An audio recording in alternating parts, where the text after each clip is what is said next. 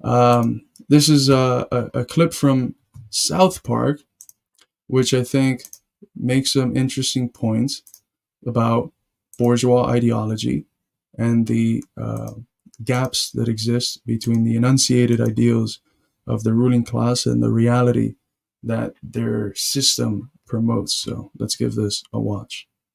We cannot found a country based on war. We cannot found a country that is afraid to fight. Rabble! Rabble! Mr. Franklin, where do you stand on the war issue? I believe that if we are to form a new country, we cannot be a country that appears war-hungry and violent to the rest of the world. However, we also cannot be a country that appears weak and unwilling to fight to the rest of the world. So, what if we form a country that appears to want both? If the people of our new country are allowed to do whatever they wish, then some will support the war and some will protest it. And that means that as a nation, we could go to war with whomever we wished, but at the same time act like we didn't want to. If we allow the people to protest what the government does, then the country will be forever blameless. It's like having your cake and eating it too. Think of it. An entire nation founded on saying one thing and doing another. Wow, I get it now. I get it. We cannot. So that's if you know the history of the ideals that are propped up by the ruling classes in the bourgeois revolutions of the 18th and 19th century, you understand that there's this deep gap between the reality of the social orders that they bring into being and the ideals of freedom, fraternity, equality, democracy, liberty that they enunciate in the process of waging their revolutions against feudal absolutism and the various aristocracies that they were struggling against. And this distinction or this gap between the enunciated ideals and the reality of the order is rooted in one, the fact that in order for these revolutions to succeed, they needed mass support. If they only had the support of the merchant class, the capitalists, there's no waging a revolution. You can't have a revolution just from the capitalist class. The capitalist class needs to present itself as a historically universal class, as a class on the basis of whose emancipation everyone else gets emancipated. And the reality is that that's how they were able to win the support of the masses, of those who felt themselves in contradiction with the feudal order and the various forms of absolutism that existed. And once we see the system concretize, once we see that new mode of life take more and more mature form, a form of an actual social totality and not just the embryo that we see in the late 18th century, we begin to notice how none of the ideals that are proclaimed in the bourgeois revolutions are ever actually realized for the vast majority of people. That for the vast majority of people, the feudal absolutisms simply took another form. They're still being exploited, they're still being oppressed. Sometimes they're working even more. I mean, economic anthropology shows us that there were some feudal societies where the peasants were working on average anywhere from 3 to 5 hours a day for 6 days a week. If you compare that to the earliest proletarians of the modern capitalist era, they're working 12, 14 hours, often commuting an hour to and from work. So, the workload sometimes multiplied itself by 2 or 3 or even 4 times. So it became very clear that, yes, the ideals are very lofty and neat, but they're abstract and they're empty and they're unrealizable within the existing capitalist framework. And in order to realize those lofty bourgeois ideals, you need a radically new system.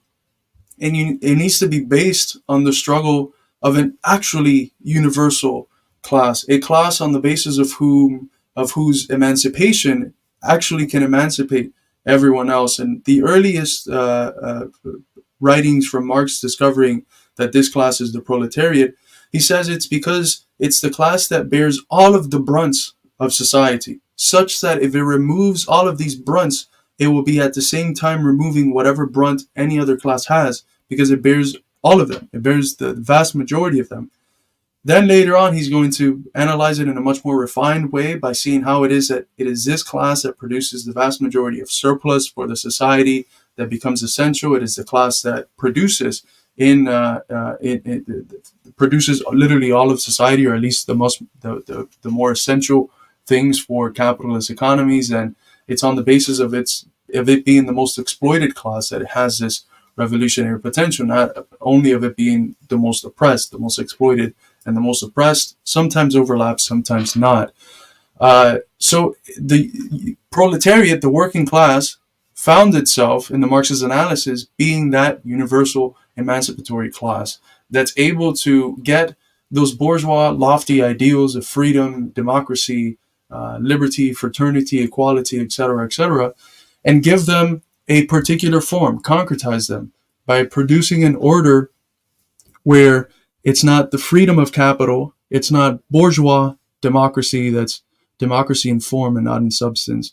That's not a formal equality in civil society that maintains horrendous inequalities at the level of the economic base, at the level of politics, at the level of the judicature of a society, but that actually realizes this by creating an order where everyone is a worker, where everyone works, and that the people, the vast majority of society, is actually the one that's in control of the state apparatus, of production, of the civil institutions, and creates a society that serves society itself, not a small class of people whose sole goal, and being the personified agents of that system, is to accumulate as much capital as possible.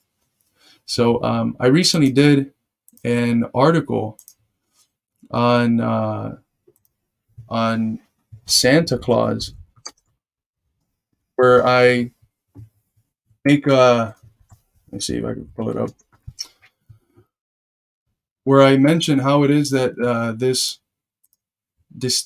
gap between the enunciated ideals of the bourgeoisie and the reality of the social order that they produce is evident in the case of Santa Claus. Santa Claus is, basically a communist. There's I jump off a clip from Foil Arms and Hog called "Santa is Captured by the Russians," where he's interviewed by the KGB, and they're like trying to figure this guy out. Why is he traveling to all these houses, violating our no-fly zones and doing all of these things, sneaking into people's? What are all these lists that he has?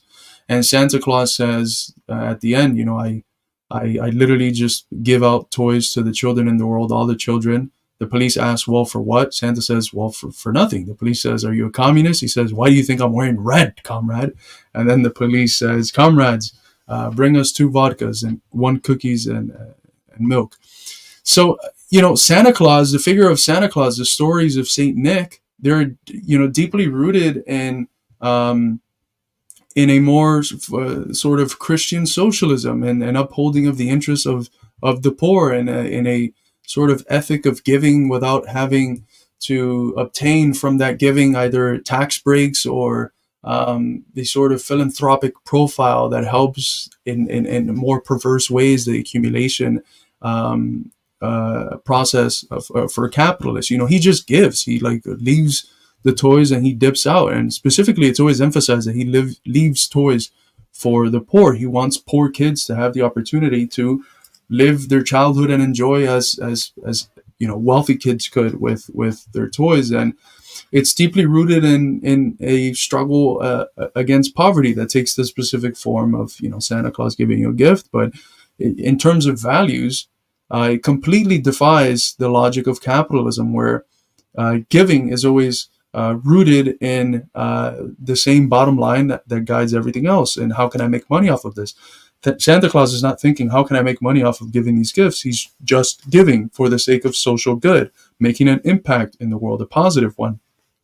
However, the reality is that this same Santa Claus, whose stories we accept and we love and that make us feel very warm inside, ends up functioning as a sort of veil, as for a deeply exploitative and consumerist society. And the reality is that it's consume, consume, consume, and that's given the mask of this socialistic Santa Claus narrative. So Again, there's a clear gap between the enunciated values, the enunciated narratives of the bourgeoisie, of the ruling class, that they force society to accept, and the reality of the order that they bring about.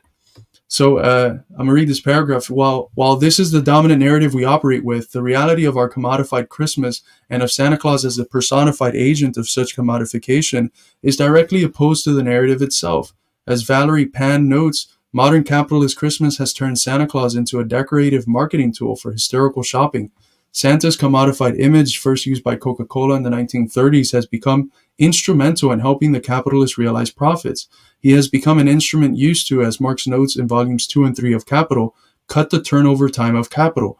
The shorter the period of turnover, the smaller this idle portion of capital as compared with the whole, and the larger, therefore, the appropriated surplus, provided other conditions remain the same. So what you have here is false consciousness. It's false consciousness. It's an ideological turning of the world on its head. And it's absolutely necessary for capitalism. The cell form, the germ of capitalism, the commodity, is rooted itself in this form of inversion of the world, in this form of false consciousness. That's part of the essence of the commodity fetishism, a turning of the things on their head. And we see it here with the Santa Claus narrative. Once again, capitalism needs its sort of narrative of the socialistic, in terms of values, Santa Claus, in order to preserve the exploitative consumerist practices that are the reality. And it needs the world to understand itself in this upside down way. And so when we encounter people that believe that Christmas is about these values, that error that they have is not subjective. It is not a problem of epistemic hygiene, and it's not a problem of how it is that they view the world. It's a problem of the objective constitution of the world itself. The world is one which needs people to understand that same world itself in a way that's always incorrect, in a way that's always erroneous, that always turns the reality of the actual state of affairs on its head. It is a world that, instead of reflecting itself correctly as a mirror would, it refracts itself and presents a distorted image of what reality actually is. And there's no clearer example of this than the narratives that we have about Christmas and the reality of capitalist consumerist Christmas. So as we were talking previously about the South Park clip of the American ideals and then the reality, that's just central to bourgeois ideology in general, this constant inversion of reality in order to legitimize itself ideologically and obtain the consent of masses of people whose interests, class interests, are not in line with the order that they are upholding and reproducing.